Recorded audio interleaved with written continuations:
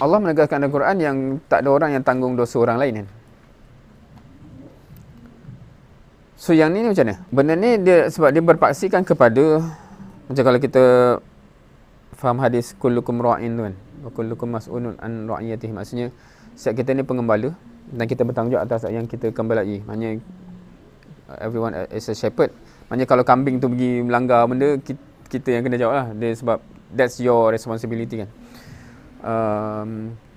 So dia jadi macam kesalahannya, dia jadi macam kita tak kambing tu yang buat salah, tak, because you are the one responsible. So kalau kita timba the whole narrative tadi tu, sebab tu Nabi punya tugas tu berat, sebab orang yang di depan dia tu tanggungjawab dia. Kalau dia dah bagi tahu dan orang tu yang degil, dah beyond what we can do lah. So similarly bila dia cakap kita ni menyambung, dia jadi macam tugas dia seberat itu jugalah in that sense kan, sebab dia jadi macam tugas yang sama. And then di depan kita tu, kalau ada non-Muslim kata dia tak cakap apa pun, macam mana jawab?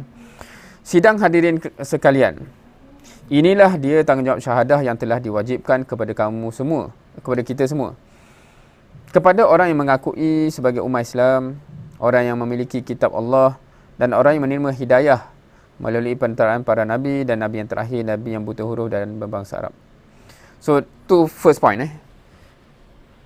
Lepas ni dia nak akan masuk perincian. So, macam mana, macam dah masuk how lah, how. Tapi first, kalau untuk kita malam ni, kita accept ke, oh, that's on our shoulder. Maknanya, bila kita melihat keluar sana tu, dan kalau kita ambil daripada cerita awal tadi, kalau kita meletakkan diri kita ni sisi Al-Maududi, sebab tugas kita kepada non-Muslim tu satu hal lah. Dan part of, kalau dia cerita tu, part of masalah tu ialah orang Muslim ni pula buat hal. So kita ada dua responsibility serentak lah. Maknanya to wake up the Muslim. Weh, kau kena buat kerja. And then kita kena buat kerja juga yang to the non-Muslim kan. So dua level kerja lah.